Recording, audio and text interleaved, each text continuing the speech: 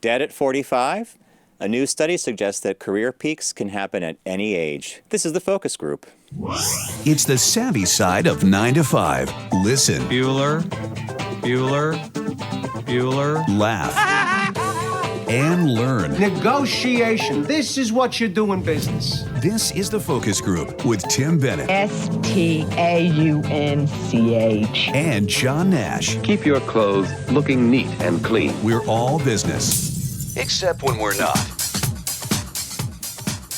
Welcome to the focus group. John Nash here with my good friend and co-host, Tim Bennett. Hello. Happy Halloween. Find us here every Wednesday on Facebook Live or YouTube. And focusgroupradio.com is our website. Lists all our video and audio platforms.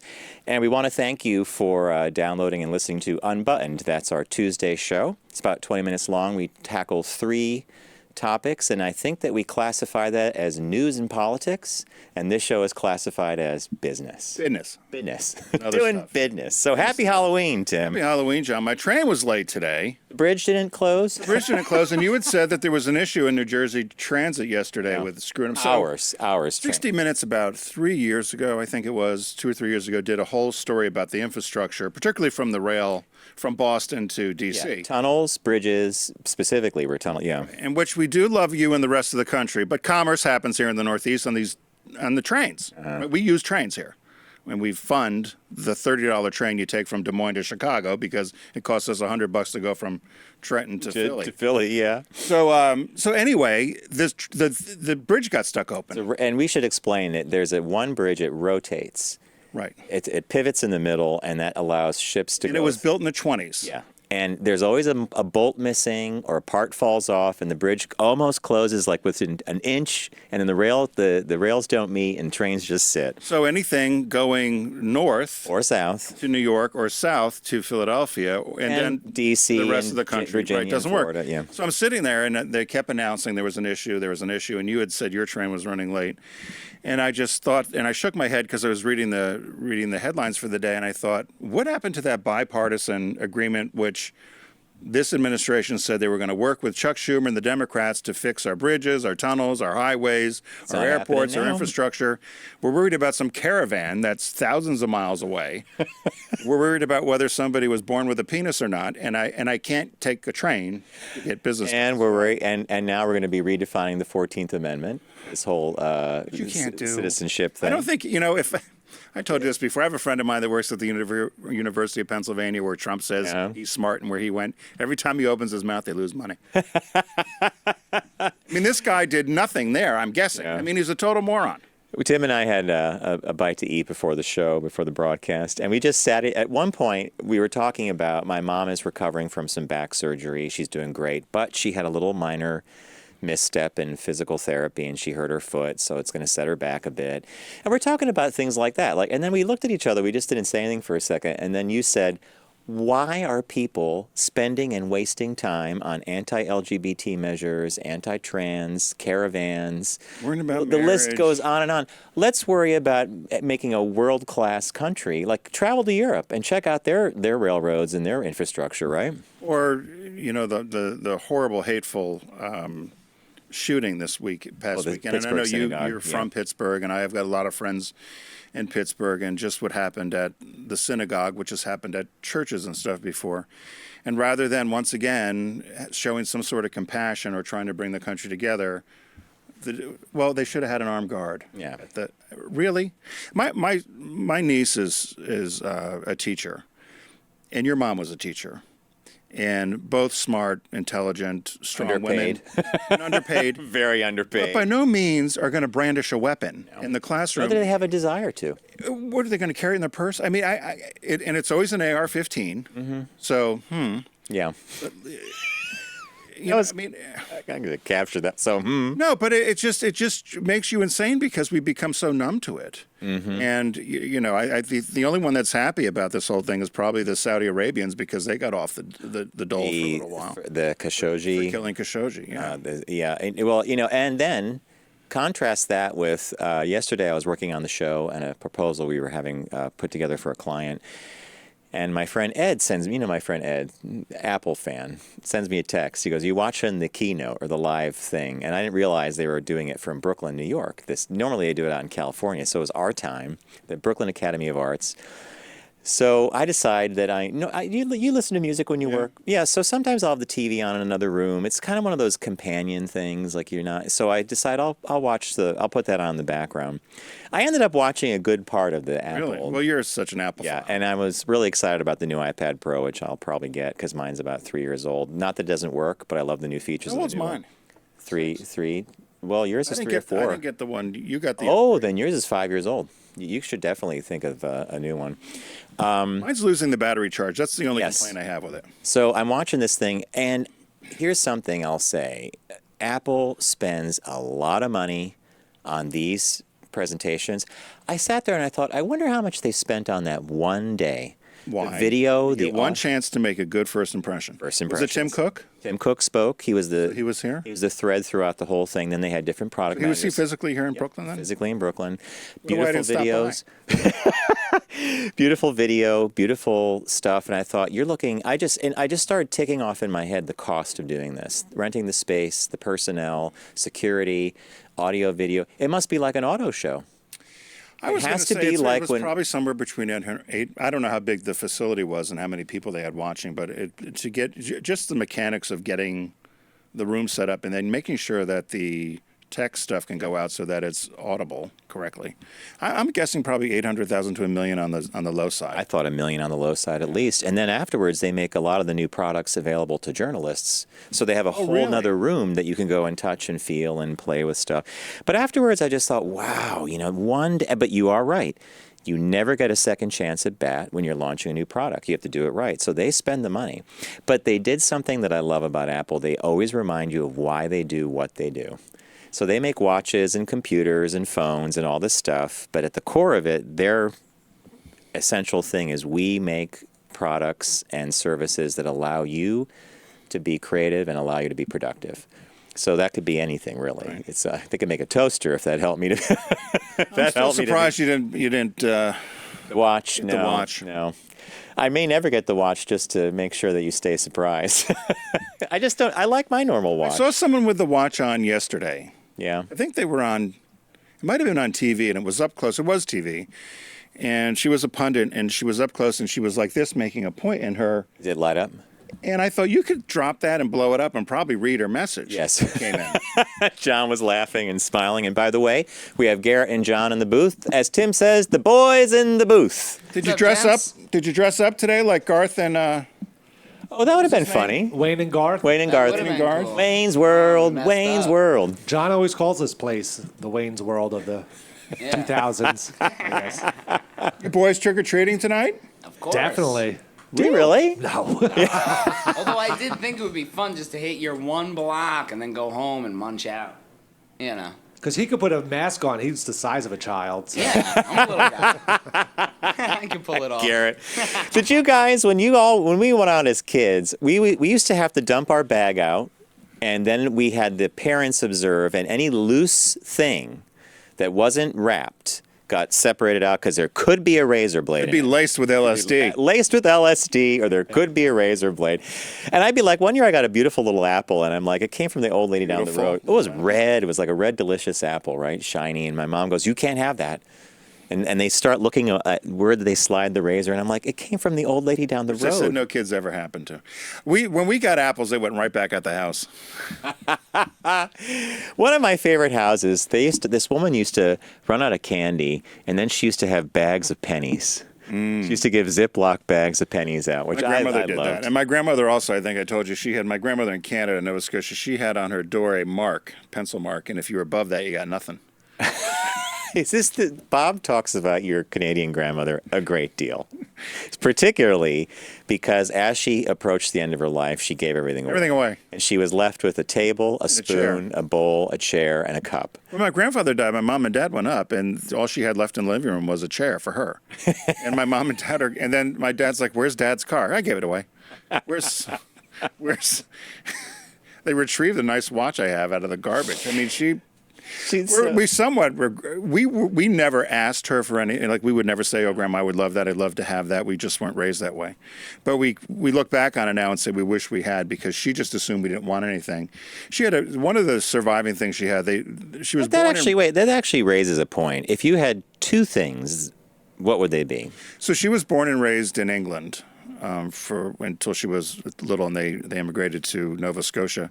She had a picture that her mother had cherished of Queen Elizabeth. Not Queen Elizabeth, the Queen Mum that they brought over. And it was always just hanging in the den, and I was just... Queen Mum was like Queen Mary, right? Yeah. I was always kind of intrigued by it. That would be a good little thing to have. And that went away. And then I always wanted her desk, which I do have. Oh, okay. My dad was when my dad and uncle cleaned out the house. I actually have some of my favorite things from my granddad's desk. I have a bronze head of FDR. No, Teddy Roosevelt. I'm sorry, it's Teddy Roosevelt. I have a little bronze buffalo that says Buffalo, New York around the bottom of it. And I have a bank that has a picture of him on the front holding up a pike or some fish, because he would love fishing. Oh. And that's all I need. Yeah. I don't need a lot of other stuff. Huh. So on the show today, after we do our usual stuff, we've got the Outlaw Rack Whip, the Angela, there it is. There's the whip, yeah. Angela Giampolo is going to join us and talk to us about some civil rights and LGBT rights issues ahead of the election, by the way, which is next Tuesday. We hope everybody goes out and votes if you don't have early voting where you live. So she'll join us, and then we've got a shop talk where John, as you did in your opening, said that at 45 you're not dead. You're not dead at 45. You're close to it. We'll get to that when we get to it. But what caught your eye this week? What caught your eye? Here's what Tim and John found. So happy Halloween. We don't get to do games anymore. We don't do Pick That Flick or I'm very Tim's pleased list. by what you chose. Well, Because it harkens back back to the old days. So this was, Forbes just came out with a list, and they actually called it from 12 different media sources in interviews with 40,000 different people from a group called the Candy Store customers. I don't know what that, I guess that's a chain. I'm still reeling at the 40,000 data points. Yeah, 40,000 data points and 12 additional media outlets. And so Forbes did a story for 2018, the most loved and most hated Halloween candies. So before we start, did you guys have a most hated when you were a kid that you got? You wouldn't eat, or you would trade it off or give it to somebody? Candy corn. Yeah, maybe Nico wafers. Although I like them now. When you were a kid, they were kind of like chalk. Anything minty. Oh my God, really? So like no, cereal. mine was the Mounds. Mounds was coconut. not my favorite That's as a a good kid. call, too, yeah. Almond Joy was okay, but I really loved the little Hershey's Mr. Good bar, the dark chocolate. Well, you remember you used to get the little tiny, the mini That's things? what you liked? I loved some of those, and I used to like getting Kit Kat or anything like Reese's. That was your related. favorite. Yeah. What was your favorite? Did you guys have a favorite? Probably like Snickers or Reese's Oh, Pieces. Snickers Yeah, is of such a course. perfect one. Yeah. Anytime you got like the king size of anything, to be Yeah, it honest, didn't matter. you were Well, I give out pumped. the big candy bars. They made that mistake, which is going to have to all stop someday. But as you can tell, I didn't give up anything. My little brother was the kind of kid, he would get a Snickers bar and just take a bite and then leave it wrapped on his dresser, and it would bother me all day that he would not eat it all. And then he'd say, I might have a bite tomorrow. He would do it on purpose. I hate that. But my favorite was either Snickers or the $100,000 bar. Oh, I remember used to love the $100,000 bar, sure. and I hated. There was an old lady in our neighborhood that gave out popcorn balls. Oh, I didn't like Last popcorn Christmas. balls. Yeah, and they were stale. So anyway, these were the most hated candies based upon these 40,000 people and the other media sources. So number 10 was the Mary Janes, those peanut butter things. Oh yeah, I remember Mary Jane's. And number 9 was Good and Plenty, which I was kind of surprised about. Okay. Number 8 was licorice. Yeah, I'm not. Yeah. But they said it was more the black licorice versus the Twizzlers. Red, okay. Smarties, which I was surprised about, but they said that was more of the texture. Yeah. Tootsie Rolls, people thought that was a cheap thing. Peanut Butter Kisses, which were those wrapped orange and black things. The Necco wafers that John mentioned, people said they were too chalky. But like John, I now think they're one of my. Wrapped in I wax love them. paper. Yeah. From the New England Confectionery Company. Number 3, we never got these, but the wax Coke bottles. I hated them. I wax hated bottles. those things. Number 2, of course, candy corn. And the least favorite is actually something I love, and I think because my mom liked them. The soft, orangey pink, chewy, peanut-shaped confections ranked as the worst candy for all Halloween visitors, the circus peanuts. Are they marshmallow or something? They're up on the left, and if you're watching on our video. up on the far left are those circus peanuts. So those orange things. They come in different colors. Yeah, they look like There they are, right there. Those orange. What are they though? They're like a marshmallow. Marshmallowy thing. It's sugar. Yeah. Well, it's that whole panel that you showed was sugar. And the most favorite, All right. number 10, no surprise, Hershey bar. Number 9, Skittles, which they said was a nice change from common chocolate. Number 8 is a favorite with the current generation, Sour Patch Kids. Oh my God, those. I was surprised by this one. I like it, but I was surprised because it seems old-fashioned. Butterfinger, number 7. I like Butterfingers. I do Okay. too. Number 6, Nerds. Number 5, M&Ms. You can never go wrong with M&Ms. One of John's favorites, 4, Kit Kat, which is the crunchy cookie. Give me a break. Give me a break. Anyway. Then there was Twix, which of course is part cookie, part candy. I love Twix. Number 2, Snickers with the hearty peanut flavor. And number 1, the all-time favorite, the perfect blend of chocolate and peanut butter, the Reese's Peanut Butter Cup. Indeed. All right. Happy Halloween. I hope you're giving some of those things out tonight. I give out the big candy bars, as I said, and I always... You're locked in. Well, and it's always funny. Locked in. Once the parents come with the little kids, and the little kid will take one and be excited, and I get the joy of that. And then it's always when the mother or father looks and says, "Oh, we have a sick child at home. Could we take another?" I was like, "Really?" I know they just want it. Just let them be honest and say we want the. Right? You know, were you ever so sick you couldn't drag yourself out for Halloween? Mm-hmm. No. So what got you wrong? All right. Mine, I want to say it's ghoulish in a way, but maybe it's not. And it wasn't necessarily picked for Halloween, but this headline did indeed catch my eye earlier in the week. It said, Disney World's big secret. It's a favorite spot to scatter family ashes. So when people have a loved one's remains cremated, it turns out that Disney World or Disneyland in Anaheim happens to be a favorite spot to go and sprinkle the ashes. I guess I never thought of that. So custodians at the Walt Disney Company in either park usually use something like code V, means it's a cleanup. A patron has vomited. Or a code U means someone's urinated somewhere. Code V for vomit, U for urine. But if you hear the dreaded HEPA cleanup, HEPA, that means, once again, a park guest has scattered the cremated ashes of a loved one somewhere in the park, and an ultrafine or HEPA vacuum cleaner is needed to suck them up. So How'd you know? when a guard observes someone like sprinkling what looks like flour or powder, they pretty much know. They're apparently trained to look for this. That You can't smoke on Disney well, you properties, right? can, but they have So would nowhere it to be put like- the cigarette. Remember, they have they make it Yeah. impossible to smoke. Yeah. Disney custodian says that the spreading of loved ones' ashes happen about once a month. And here's an example of how someone did this. Anyone who knew my mom knew Disney was her happy place, said Jody Jackson Wells, a business coach in Boca Raton.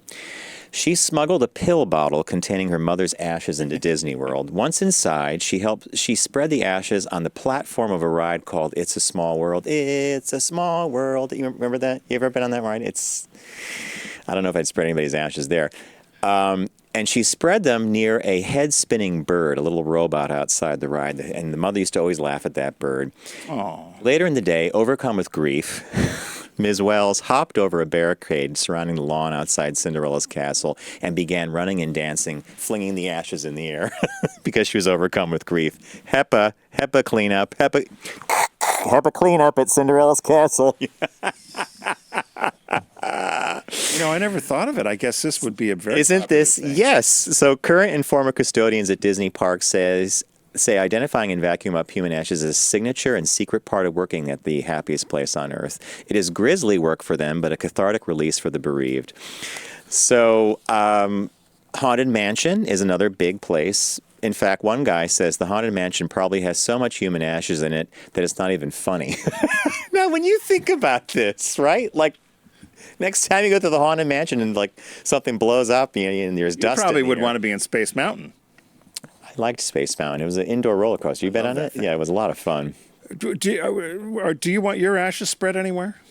I never gave it a moment's thought. To be honest with you, I never gave it a thought. My uncle had one of his, and he died young. My mom's brother, and he wanted the ashes sprinkled on the homestead they grew up on, and so there's obviously another family living there. So my cousins concocted this plan, and apparently they did it. They threw him in a baggie and then drove by and got you out go. late at night and threw it over the fence. And so your baggy thing leads right into this. So how do people pull this off? The behavior is strictly prohibited and unlawful, although no guest has ever been arrested. But smugglers say getting the ashes past security is easy, as they transport they put it in a prescription pill bottle, makeup compact, or Ziploc bags hidden in pockets and knapsacks and stuff. Then they go about their business. So when ash residue is discovered on a ride, Disney workers tell guests they must shut down the ride due to technical difficulties. Then a manager rides along through the attraction looking for any ash piles with I think it's just sprinkled. colleagues. Somebody uses an ash pile. They have found actual piles. Like as kidding me. someone just dumped the pill bottle out, and that's the remains. And then they vacuum up the things and they shut it down. So that was what caught my eye. I like And that. here's the end of the article. Instead of going to a grave to visit her loved one, this woman goes to Disney World because she spread apparently 3 loved ones' ashes all over the park. Well, caught your eye always is entertaining. We had best and worst Halloween candy, and apparently people are going crazy spreading ashes at Disney World and Disneyland. All right. As many of you know... It's his birthday. oh, sorry. Everyone does celebrity birthday greetings, but the Moving Focus ahead. Group is Gotta the get the only show in the hell on. universe that celebrates business birthdays. John wanted to not wish happy 54th birthday to Martin Franklin. Poor Martin. Good way. I stepped all over his birthday. Poor Martin. He's 54 today, born October 31st, 1964. He was born. He was a British-born New York citizen. He lives actually in Harrison, New York, which is right outside New York City. He's the co-founder of Jarden Company. She served as the chairman and chief executive from 2001 to 2011. And Jarden, is one of those consumer brands that you probably don't know the name, but you know all the products. The minute you brought up Jarden, I'm very confused as to... I've never heard... This is an umbrella company? Yeah. Holding company. So Okay. they own things like Oster. Oh, I know that. Toasters, the Sure. irons, all that sort of stuff. And they just in 2016, they merged with Newell Brands. And so the new company between Jarden and Newell, it's now called Newell Rubbermaid, I believe is what the name is. Or I'm sorry, it's called Newell Brands. So now, all under this umbrella are brands such as Papermate, Sharpie, my Elmer's God. Glue, Coleman, camping stuff, Jostens, remember the rings and Yeah. things? Marmot, Lennox, Oster, Graco, Calphalon, Rubbermaid, First Alert, Yankee Candle. These are all pretty known Huge. brands, Yeah, right? huge stuff. So it's a $16.7 billion company now, and he did lots of buy sells in his early life and ended up as chairman of Jarden. He earned $44 million in 2013 before the merger, and then he earned $118 million. Can you imagine earning that kind of money? You would only have to work 1 year. Yeah, and see, that's the thing. Depending on how you live, if you made that kind of money, you just step off What the did we do train, wrong, right? John? I don't know. He also founded Nomad Foods, which sells Bird's Eye frozen foods, of course. Okay. So his net worth is about $600 million. He competes in a lot of Ironman triathlons and raises money for Jewish causes here in New York. He and his wife have 3 sons and a daughter. They live in New York and Aspen. He's an avid skier.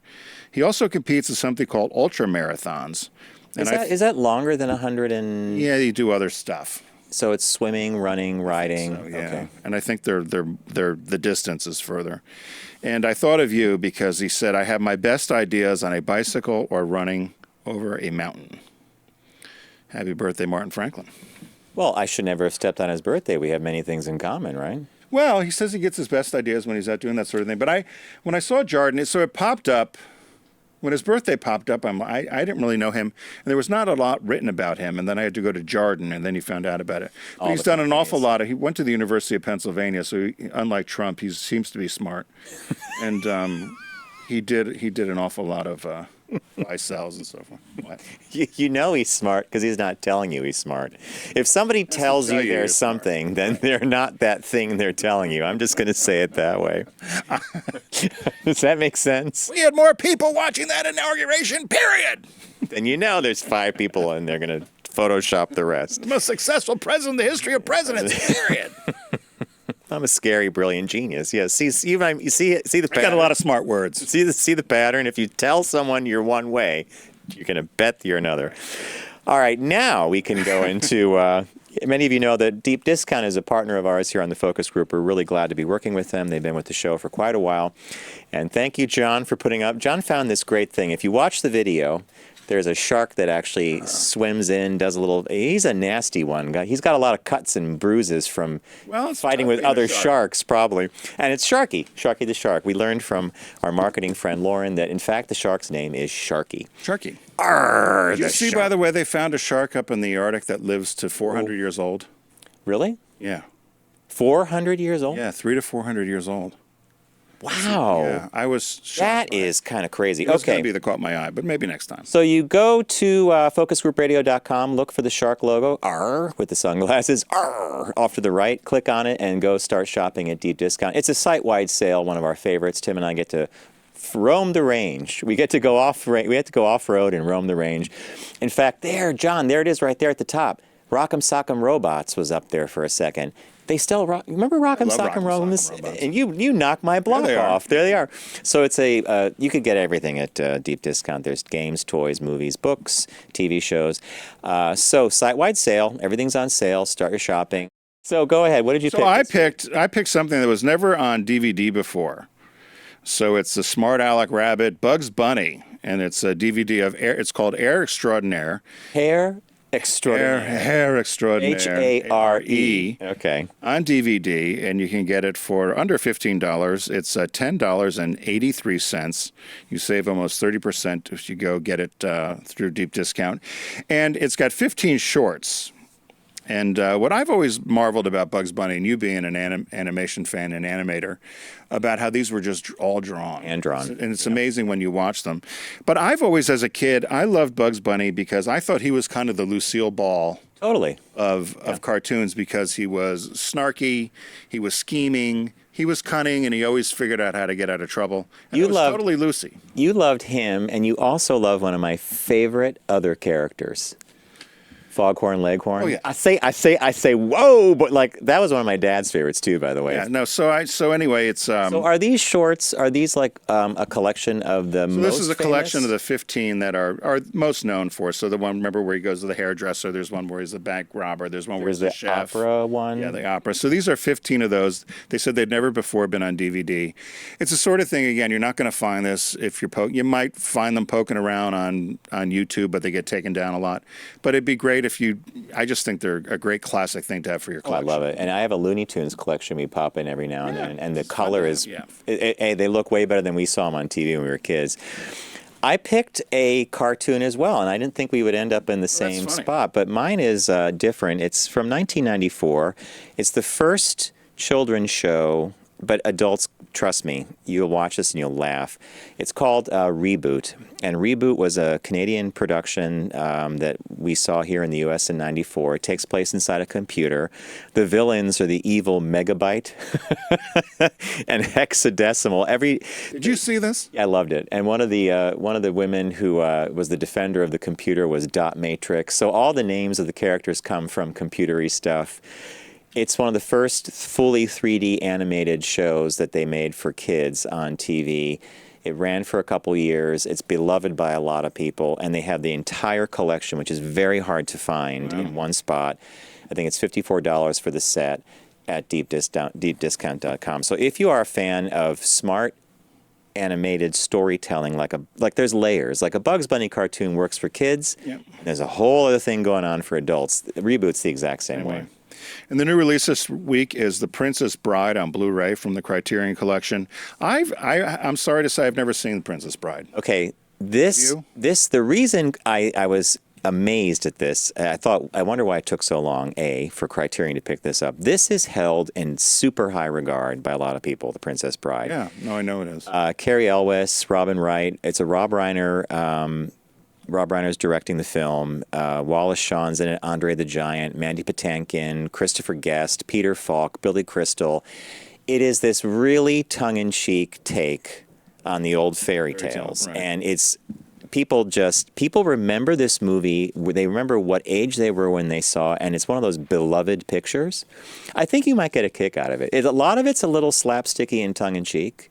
But look at you! When you study your notes, that I know when it's on Criterion though, it's worth getting. Yeah, that's exactly right. So be sure to head over to focusgroupradio.com and click on the deep discount logo and start shopping. It's a site-wide sale. I picked Bugs Bunny Hair Extraordinaire. John picked Reboot. The definitive mainframe edition in the new release from Criterion is The Princess Bride. So be sure to shop away. We're right, Garrett? Thanks, Deep Discount. I almost forgot that.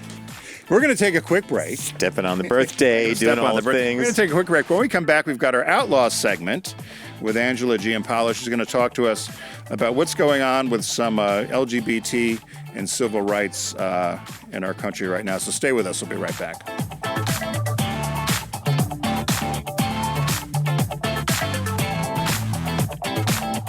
Brought to you by the Volkswagen Tiguan. Visit VW.com to learn more.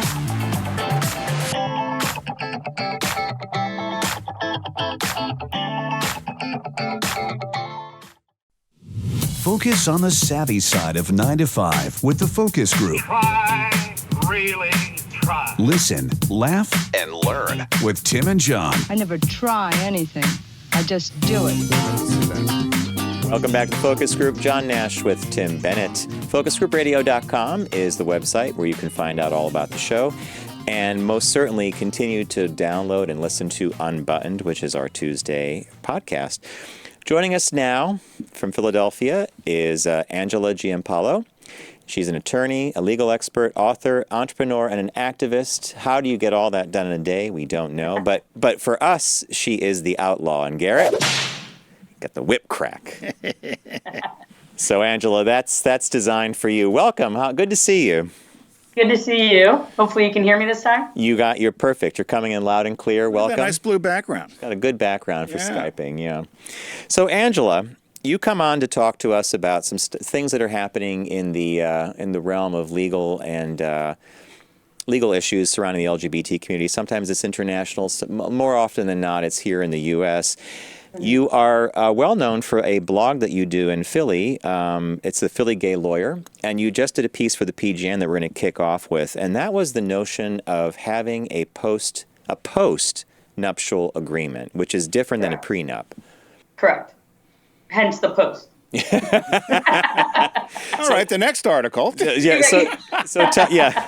So tell us about that. Specifically, the LGBT community, in my opinion, are impacting the way that courts view post-nuptial agreements. So historically, post-nuptial agreements have not been looked upon favorably because why didn't you get this stuff in order before? And so clearly the relationship must be on the rocks and you're looking at tying up loose ends, now. And so for whatever reason, and I think incorrectly, historically, courts have disfavored post-nuptial agreements. But post-marriage equality, for myself and my clients, going back 12 years, I've had gay clients that may have gotten married in Massachusetts in 2000, but they're from Pennsylvania, so it wasn't acknowledged, and they weren't technically married, but they were sort of in some ether out there, legally married, but not really. And a few of us had wind of when marriage equality was going to happen here in Pennsylvania. We knew it was going to be in May. And we kind of had about a week's heads up. And I did 28 prenups during that week because people were like, oh, what do you mean? I'm going to be married? I never thought it actually happened in my lifetime. And so we had marriage equality in 2013 in just federally with Edie Windsor. Then every state did their own thing at whatever year they did. And then Jim Obergefell gave us nationwide marriage equality. But all these people had marriage dates where their marriage may have predated marriage equality, but it didn't become legal until their state or the federal government, allowed it. So it's just been a hodgepodge. And I've done over 50 post-nups where it's like, you know what, I didn't have time to plan for this. In hindsight, I'd like to do X, Y, Z. And Pennsylvania in particular is favoring that. So could you give an example of it? Because as I was reading this, some of the description I thought, well, it sounds almost like a prenup. Could you? What is there a subtle difference between a pre and a post? Only if something may have happened during the marriage. Let's say I choose to forego car insurance and I didn't tell you and I got into a massive car accident. That's a problem. And there's a massive judgment against me for 190,000. And I want to, or even a windfall, even, not necessarily negative, but maybe a windfall, or maybe you started a business and it took off and you're the next, Steve Jobs, but you never even imagined that pre-marriage, and you have business partners. I mean, I do this a lot with real estate investors where they buy a bunch of properties with another person. And if I get stuck in a divorce, then all of my assets are in that divorce. And my poor business partner, our asset is stuck in that. And so there's a caveat to that saying that this business asset is not included in marital property. But I would say the most important difference is, especially recently, now that we've had marriage equality for a while, I feel like postnuptial agreements are actually preventing divorces. So a lot of people come to me in fear and they say, I don't know if I necessarily want to get divorced. I don't know if that's where I'm heading, but I have 4 properties. I have this, I have that. I go to bed at night wondering if I'm going to get the shirt stolen off my back, and it doesn't allow me to focus on my relationship. Angela, is when you are doing a post-nuptial agreement, the example you just gave, I'm curious about, are you usually sitting in front of the couple, the 2 people, or are you usually dealing with just one half of the partnership? So usually one will contact me on behalf of both, and I have to let them know that I can only meet and represent one of them. And then they choose between them who's going to be the point person and who I'm going to deal with. But ethically and from a conflict standpoint, just like a prenup, as far as a postnup goes, I can only represent one of them. Okay. I put in the margin because you mentioned infidelity. Yeah. And as I put in the margin, the Jerry Springer clause, because you always hear, if you do it again. If you do it again, yeah. So my other question about the pre and postnup, Angela, is traditionally when you get married, a couple gets married, gay or straight, aren't the assets that were acquired while you were together part of any sort of breakup if it does happen without having a pre or a postnup? And is that why you're saying you want to protect yourself then? So two things. So the other part of that article that I get into is LGBTQ individuals tend to get married later in life, right? I just got married. I'm 38. I own property. I'm 38. I'm not 18 with nothing, and I need china and a coffee maker. I'm good in life, and so I'm protecting what I've already accumulated. But so the date of marriage, whatever M day is, date of marriage, whatever assets you have going into the marriage are technically yours, except for the increase in value until D-Day, divorce day. So if you have a piece of property that's worth $100,000 on marriage day, but it's worth $400,000 on D-Day, then $300,000 of that is considered marital property, and then including anything that you've accumulated during the 12 years of marriage. Together, right? Yeah. Together. So your 401k going into the marriage, your pension, anything that can increase in value, all of it, everything that you own that has your name around it is marital property. It just gets messy because it's only the increase in value. But if you said in a postnup or a prenup that if I had a 401k or I own stock or I own property, and should we unfortunately separate, that stuff's not, could you write in that that's not to be included in anything? Absolutely. What's mine is mine. What's yours is yours. Okay. What we choose to buy jointly is joint, and we've made that choice. That's I got the basic. 401k. We'll split the sofa. There you go. All right, Angela, thank you for the article, which is in the PGN. Well, and the big sort of caveat to all of this is every single married couple has a prenup or a postnup. It's whether or not you and your partner took the time to write it for yourselves, or you let the Commonwealth of Pennsylvania or the state of New York or, God forbid, the state of California write it for you, because they're meant for nobody. People come to me and they're pissed off about a cell phone contract. The breakage fee is $350 on your AT&T bill. Your breakage fee on a marriage is not $350, but people will marry without a contract. But your cell phone bill has a contract that you can break, and it's only $350. Yeah. So it just, think about it and own it and do it for yourself. Are you married? She just, I am. yeah. Do you have a prenup, postnup? I do. She's a lawyer. Free. I know. Just want to check. I mean, Aretha, of course, I knew I'd be asked this if I were to write about this. So yes. I can't believe Aretha Franklin didn't even have a will. It depends on I what know. people do. Yeah. All right. So thank you for explaining that, Angela. And I think you clarified that very well. And as I'm sitting here, I'm thinking a lot of people who are listening to this probably are saying, not a bad idea to maybe think about. No, you need to have one. Yeah. Now, the next item that we were going to discuss with you revolves around Health and Human Services, the Justice Department, of course, the Trump administration, and their desire to basically use the law to eliminate an entire class of people, which are the transgender community, by stating that gender is the biology you were born with, not the biology you represent as. What is your take on all this and where this could lead to? Well, obviously, no, we're good. And it's important to note that it's not just, the transgender community. There's a lot of people that just don't identify either non-binary. And so currently the statistics show 1.4 million people within the U.S. identify in some way on the spectrum where they wouldn't want to check the box, male or female. And just 2 days ago, you had the Netherlands come out with their first 4-gender passport. I mean, so to say that we're going back in the dark ages, and as far as, where this is going, it's scary because as an administration, I thought that they had done the most that they could do, right?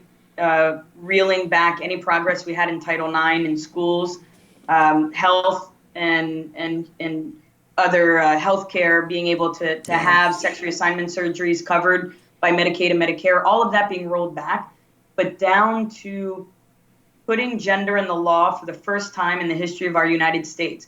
Gender has never been inscribed in law. It has not been law that gender, male, female, is based on the biological sex that you're born with. This is just a whole new level. It's a whole new level. I honestly, the slippery slope, I can't fully grasp even at the moment. So is this something that would have to go before Congress, or is it just something he could simply have the Justice Department implement? Honestly, I think it's something he could just implement as opposed to the birthright situation. Hillary Clinton, when she was Secretary of State, was able to just implement that passport, that your gender could be changed on your passport. Right. Just as Secretary of State, she was able to unilaterally do that. So that's my only frame of reference, really, as to saying that I think he can do that unilaterally, because she did very similar progressive things around gender that were trans and non-binary in terms of passports, which is one of our most important federal documents. So if she could do that unilaterally, I feel like he can do this unilaterally. I'm somewhat naive to the non-binary descriptor. And as you mentioned, you said 1.4 million people in the U.S. identify as non-binary. Mm-hmm. How do they, because we're by far not the most enlightened country or society with this, how does somebody who's non-binary then get a license or function when it asks you for gender on an application? Do they just say do not answer? Or because don't you have to when you go? I mean, even in Philadelphia, right? When you used to have to go get a SEPTA pass, you had to identify as either male or female. Right. Yeah, that was the big controversy a few years ago, is with what SEPTA did. But unfortunately, yes. I mean, Philadelphia specifically, and hopefully in the next 3 months or so, will be changed within Philadelphia. The mayor and the LGBT commission are working on changing that. So as a country, we may not be most enlightened, but Philadelphia, we're definitely a haven within a hell, I like to say. But so most people, though, you just have to pick the lesser of two evils and go with the one that, hopefully will lead to the least amount of discrimination, towards. So it can function, right? I mean, yeah. Yeah. But in other Canada, the Netherlands, the Netherlands is the first to do it with passports, but other countries have a NA, to your point, I don't want to choose either. So Angela, to go back to post-nups, I did my first prenup with a gender non-binary and I had to use they all throughout. And then you say they, but it's not supposed to change the plural of the verb. And I mean, as a lawyer and reading contracts and the enforceability of it, I feel like the law needs to catch up, because I felt like, the enforceability of that contract was sort of it was shaky, because it said they, but there was no they. It was one person, and why they, and so looked at 20 years from now. So I put a bunch of footnotes all throughout that they was defined as XYZ, because it just didn't read the way that I needed to, and the law's not there. Yeah, and I needed it to be read 20 years from now and still make sense. The common use of that language would be, they, as we understand they, and when we read it. But Angela, referring to the slippery slope you talked about with the very first time our government or our country would define or codify or define gender, I suppose that no one is really looking down the road, especially not the Justice Department, at all the different lawsuits that might pop up by doing what they want to do, and then it's going to start coming in conflict with individuals, with institutions, with schools, public buildings, private corporations. I mean, it sounds like it's a mess to me that you would ever want to tackle this or do what they're doing. I mean, hopefully, being in the midterms, in 2 years, if things change in the administration, then all of this will be rolled back. I think the lawsuits will, well, I know the lawsuits will start. ACLU, Lambda, we've already had discussions. The lawsuits are underway because you just have to. The damage has been done right now, or is being done right now, so you have to put your placeholder in. But hopefully that it can be codified, but it can be taken back. We already know now, 2020, we're not going to be counted in the census. So we got counted, once, and in 2010, and now 2020 we're not. And to lose 10 years of statistics, I mean, the census goes towards budgeting and allocating funds towards those people who need it, because the census shows. So we're already not going to be in the 2020 census as is. John and I had this discussion at lunch, and we referenced it a little bit earlier, but what do you think's behind all this? Oh, all this in general? I thought there was another word. No, I was just going to say, what do you think's behind? Pence. Because there's so many other things as a country we need to tackle, and I think it's we're worried Mike about Pence. caravans and whether someone was born with a penis or not. I mean, is this a religious thing, or is this because that's where kind of we came down on it. We thought it was somewhat religious-based, and maybe Pence was involved, but it just seems to be like such a unnecessary road for us to go down. The one thing that I can say about Trump that, if I were to respect or admire anything, is that the people he's made promises to get him where he is, he wants to make good on those promises. And Mike Pence, not to tip the hat on what our third topic is, but Mike Pence, gay or straight, if you cannot give birth, it is against God's will for you to use any other means to do so. And he doesn't even think that should be a thing, and there should be no government funding towards any sort of IVF for, even if you're straight. God made it so that you cannot have a child. All HIV and AIDS funding, he wants to go towards pro-life stuff. So Mike Pence has been very dutiful, very silent, very much the footman soldier, and this is very much his agenda. I mean, I think Ivanka Trump just is turning over in her early grave while awake. I mean, she just has his daughter who lives in New York.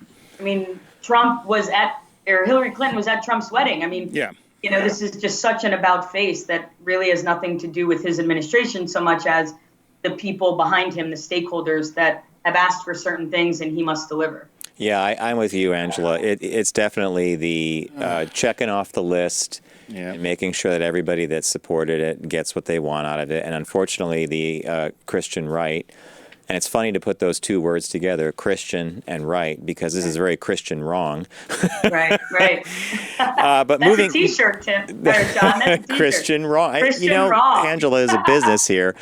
The last piece you brought to us, I think, is interesting, and it comes to us from Europe, and it's basically that two lesbian mothers both carried the same baby. Well, not Europe. They're from Fort Worth, Texas. Oh, they're from Fort Worth, Texas, and it was part of an... Like Europe. So it was through in vitro fertilization, IVF, and one of the women had the carried the embryo originally, and then it was put into the other one to go to full term. So they're both technically the mothers, right? Right. So, and we've had, so this is the first ever, right, that's ever happened in the world in this way. But we've had it happen in other ways where, let's say, we put my egg and my wife's egg both in me and see which one attaches. And so I give birth. So the embryo went inside me, and the sperm is inside me, and the baby develops inside me, and then I am the gestational mother as well. I give birth.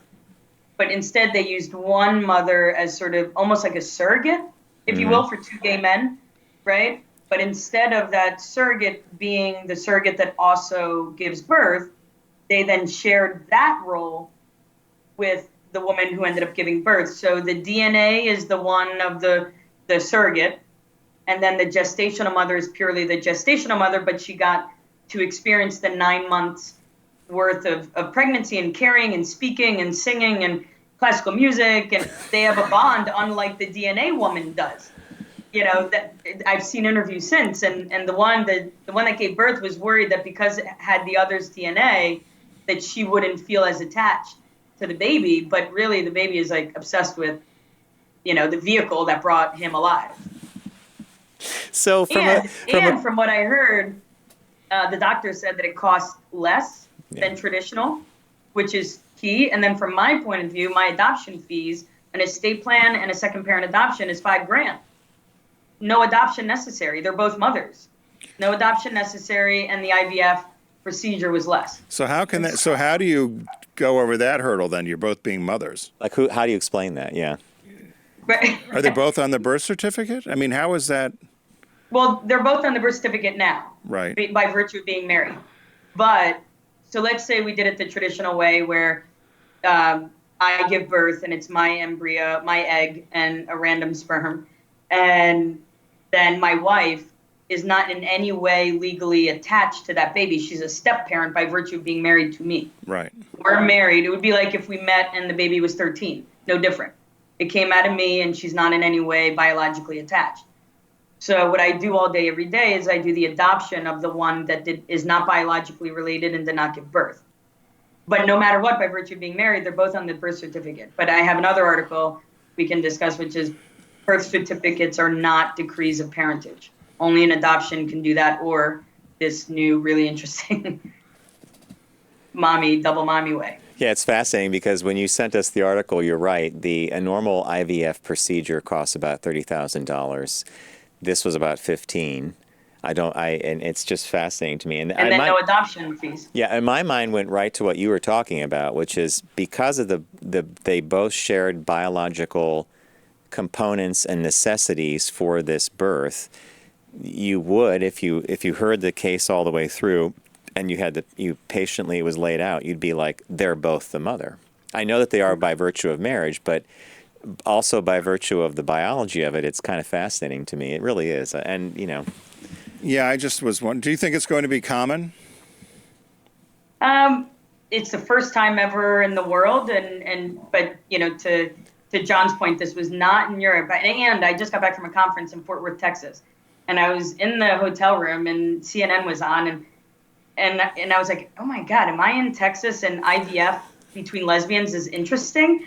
You know, I wasn't paying attention. I didn't realize it was like the first time ever in the world, and I was just offended by being in Texas and having just IVF between two lesbians being newsworthy. And then I started listening and realized how they did it differently. And being that they're in Texas, the doctor is getting a ton of hate mail, hate phone call. What are you doing? And she was on the news, and she said, you know what? Anything that brings about more life and within love can't be wrong.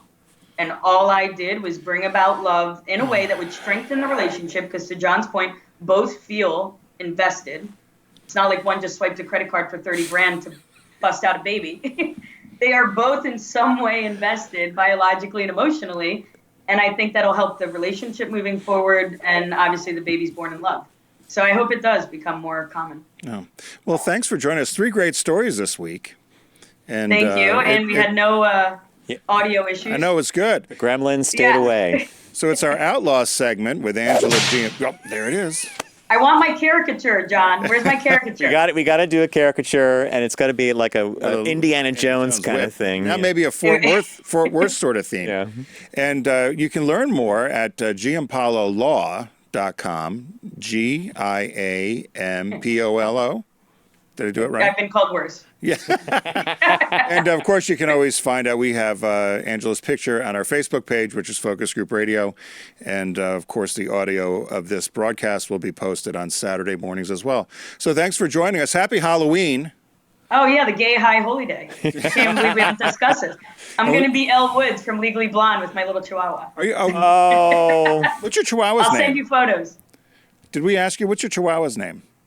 Nico. It used to be Chico when I adopted him, but I thought that was rude. So I renamed him Nico. Okay. My little guy, Spike, he's got a little bat outfit. But he'll be good. So, hey, thanks for joining us, Angela. Thank you. You guys rock. Bye. It's the Focus Group with Tim Bennett and John Nash. We're going to take a quick break, and when we come back, we have a little shop talk for you, so stay with us.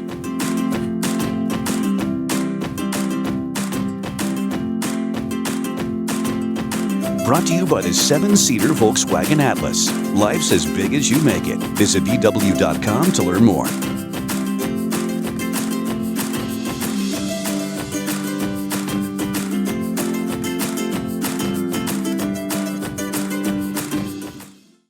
Focus on the savvy side of 9 to 5 with the Focus Group. Been in business a week. I got more money and I know what to do with. Listen, laugh, and learn with Tim and John. Herrera Rocher. He is doing well. You know they took that off YouTube. Welcome back to the Focus Group. Thank you again to Angela Giampolo, our outlaw. 3 great topics, and now we're going to do a quick shop talk. I teased it at the beginning of the broadcast, and it's the headline read, and it's from Business Insider. Contrary to the dead at 45 theory, a new study suggests that career peaks can happen at any age. And, you know, there's a persistent thought process, or it's like an urban legend practically I think it's in corporate America, in jobs in general. There's this notion that you are only going to produce your best work from the age of maybe 30 to 45, or is it like 28 or so? And I don't know where this came from, but the notion is that and in fact, we all talk about our prime income earning years. In fact, men in their 40s and 50s are considered to be in their prime income earning years. And yet you look at a man like Tim Gunn, who was creative director for Liz Claiborne? Yeah, or no, he was at the Parsons School, wasn't he? He was at Parsons Schools, but then he Project Runway happened late in his career. He already had a successful career as a teacher, as a creative director, as a mentor. Boom, Project Runway happens. Here we are 16 years later, and he's, so I think you could peak at any time, and the article talks about how they looked at over 30,000 scientists, artists, directors, and they basically tried to figure out when they had their best moments, and most people in these fields sometimes had 3 or 4 years of amazing creativity. Maybe it was 5 to 6, but it could happen at any time in their lifespan, which I thought was not bad. See, I thought this was contradictory. Oh, I know where you're going. No, because I thought you were exactly right. It said that, you could peak at different stages. You don't have to be through the, essentially if you're not 27 to 45, life's over. Yeah, exactly. But they said you can peak at any time, but they said rarely if you've peaked once, the chances of you peaking again are probably less than 25%, less than 10%, depending upon the field you're in. And I wondered about that, but they said that the traditional way of thinking is once you pass 45, the chance of a breakthrough is lower. But as long as you keep producing, your best work may be yet to come. I did the exact same thing you did. So I didn't know if they were saying, yes, 27 to 45 is the hot streak or the sweet spot. But if you keep working at something, as your example was with Tim Gunn, you might peak again. But don't expect it. I agree. Yeah, and your takeaway from the article is pretty spot on. This whole notion of peaking, though, is an intriguing. Did somebody tell you life was over? I had a friend who said, don't worry, you've achieved your legacy, and me and Tim are known in our advertising careers. We're best known for our 15-year award-winning effort doing Subaru's LGBT marketing, and I'm very proud of that work, but that was many years ago. That's it, John, life's over. And you would think done. that, like, so I had lunch the other day with our web designer and one of our people, a guy I've known for many years, my friend Daiska. And we had a similar conversation to this, and he was talking about how he's observed that a number of our peers, so that would be people in our kind of age group, have either plateaued or on the downslope, or they're just doing more and more interesting things. And he broke it into 3 categories. He said, you probably know people like this already. People that are coasting along, they're looking down the road, they're like, I got 10 more years, I got 8, I just got to make it to the finish line. So that's one silo he put people in. The other was, I'm done learning what I want to learn. I'm really done with all the, like, so that was even less, it was worse than plateauing. They're on the downhill. And then there was a group of people in another silo who constantly taking classes, learning new things. And he said he feels that ageism thing that we just talked about in corporate America and in the job world, or in the job, getting jobs, probably relates to those first 2, the plateau and the downhill. But depending on your personality, if you're a lifelong learner and you're engaged and you like solving problems and you share that with other people, you're probably going to be fine. What do you think? Yeah, no, as you were explaining that, it reminded me a little bit of Erin McHugh, who's been on the show a bunch as she'd worked in the publishing industry forever. And then she decided 15 years ago that she was going to write books, and has written over 20. And she's into her mid-60s, and she just learned how to surf. She wants Exactly. and she's always constantly trying to learn something something new. or do something. I looked at this and I thought, I think the bigger issue here is for somebody. I talked to someone once about what would you do next if this show didn't continue, or what would you do next? And you'd have to go get a job. And he said, you'll get a job. He says, but it's not going to be the kind of job you used to have where you thought, I'm going to be captain of industry. They said, you still may have a great time, learn a lot, contribute, but you're going to have a different perception of it because of what you've done all the years previous. And so he said, once you get over that you're not going to be the next CEO of something if you happen to just go in at mid-age, he said, who knows where it will lead. You might enjoy it. So doesn't that relate back to this peaking thing? Like, I agree with you that whatever most people's next chapters will be, if you unburden yourself from the notion of having to be a star or run the company, life just changes. Because you're like, wow, I don't have to be the A-team player. I don't have to be the head of the group. But you could go off and say you went off and you became a teacher somewhere, or a professor, you're adjunct professor, and all of a sudden you're teaching at a college here in New York, and the students love you and you love teaching, and lo and behold, John's outstanding faculty member here this year or something. That's a great accomplishment. So, and that could be something that's not expected, but you worked at it, and here's another pulled it off. Another thing you're proud of. So, I think that's where the hope part for me comes in. And overall, is if you don't have a dream or you don't have a goal to say I want to do something, you could get pretty stagnant.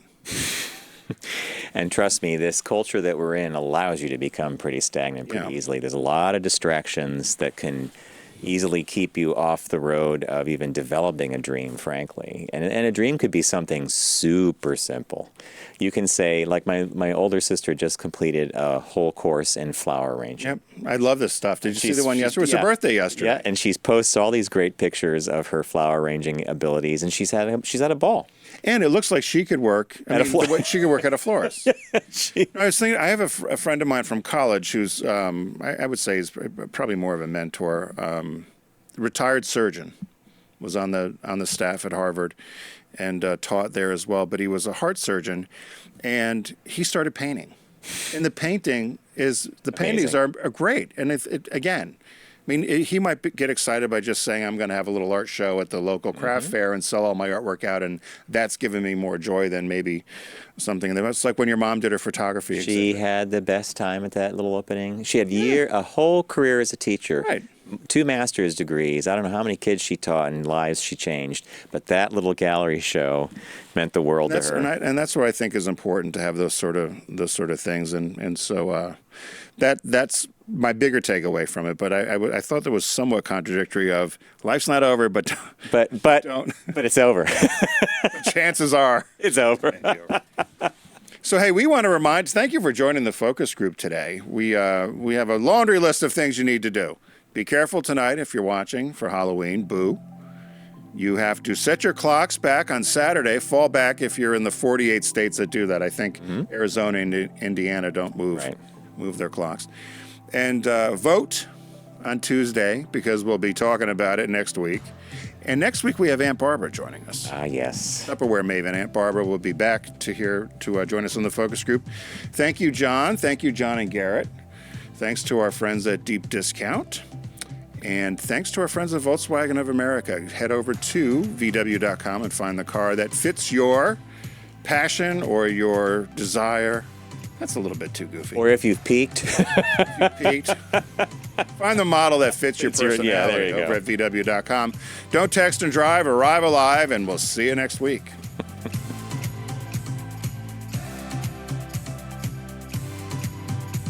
It's The Focus Group with Tim Bennett and John Nash. Accessible on all platforms. Subscribe, like, and rate us on your platform of choice. Learn more at focusgroupradio.com. That was a stunning focus group.